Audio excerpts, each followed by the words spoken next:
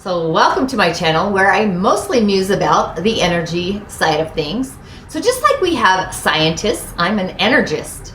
I have coined myself a holistic shamedium and subtle energy surgeon, prescribing indigenous medicine of the nature way. So I am your host, Tanya D. So do you ever ponder why being social brings a neurological science of pleasure? So in the 1950s, a controversial scientific experiment was actually conducted, and it was discovered then that rats would press a lever as many as 7,000 times in an hour to receive a pleasure stimulus implanted in a nerve bundle in their brains.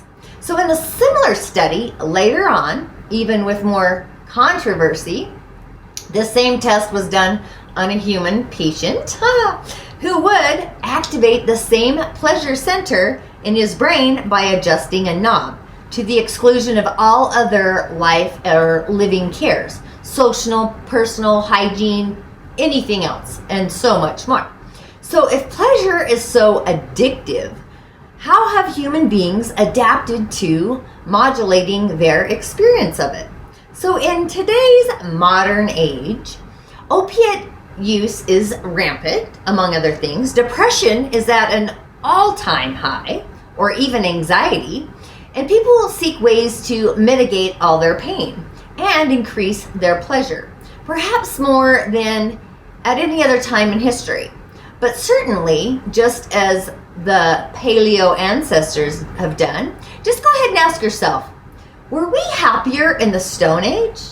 Did we have access to more pleasure? Were we more used to these crude tools instead of welding multiple Wi-Fi devices? We've experienced an unprecedented level of growth since the Industrial Revolution, let alone the days of sticks and stones and sticks. So why aren't we happy? Why aren't we ecstatically happy for that? One could argue that peasant life was no walk in the park. We used to roll around long hours in our agricultural drudgery, plowing, weeding, harvesting, carrying water, buckets from a river, and so on and so on. And such a lifestyle was harmful to our bodies, our backs, our knees, our joints, and even numbing to our minds. Some even argue this was our true break from paradise, the agricultural revolution, which preceded even the technological delusion that we're in today, right? So this is where the factory worker is nothing but a mechanical cog, a slave to the requirements of the machine and the interests of money, where the middle class might enjoy better working conditions and many material comforts, but it pays for them dearly with social disintegration and spiritual emptiness, actually. So from a romantic perspective, the lives of medieval peasants were actually more preferable to those of modern factory hands and office clerks, and the lives of Stone Age foragers were the best of all. Think of, so romanticism aside, right? How do we recapture a similar life and increase pleasure of our ancient ancestors? So this answer has been staring us in the face. Neuroscience even supports the solution. Shared experience is actually the key, not virtual reality or a few clicks on a Facebook page, okay? But the age-old skill we required to stay alive, or we've acquired over space and time. Shared experience also happens to increase happiness and pleasure.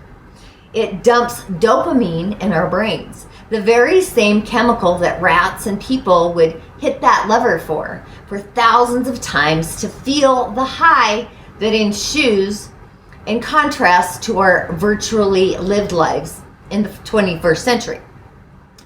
Friends in the Stone Age depended on one another to their next meal or their safe passage through the night. Humans lived in close-knit communities.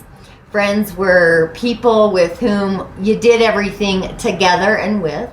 It was like the extended village as a family, is what you would say. So your survival in long journeys and difficult winters together, and you took care of each other when one of you fell sick, and shared your last morsels of food in times of need or trouble. And friends often knew each other more intimately than many present-day romantic couples, right?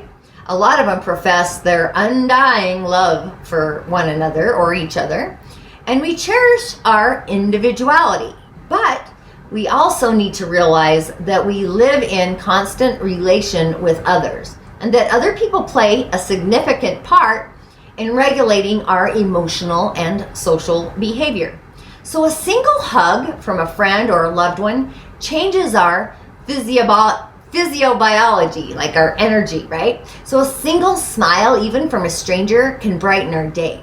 We make more oxytocin, which allows for an even greater level of relational maturity and compassion for our fellow human beings in the world.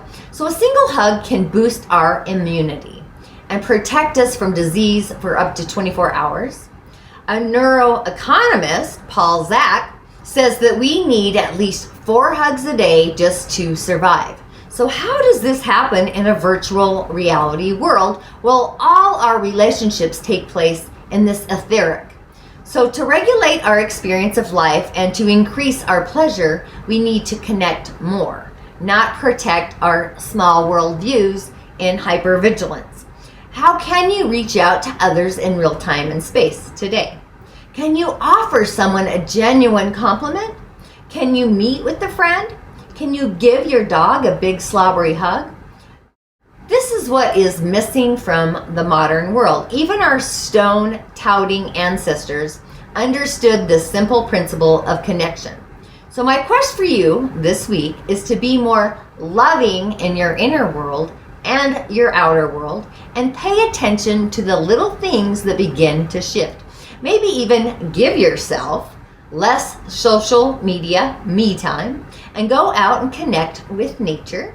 And with all of that, if you haven't followed me on any social media, you can find me by just Googling Tanya D. I have a corridor to what ails you. Enjoy your day, and obviously, ashe.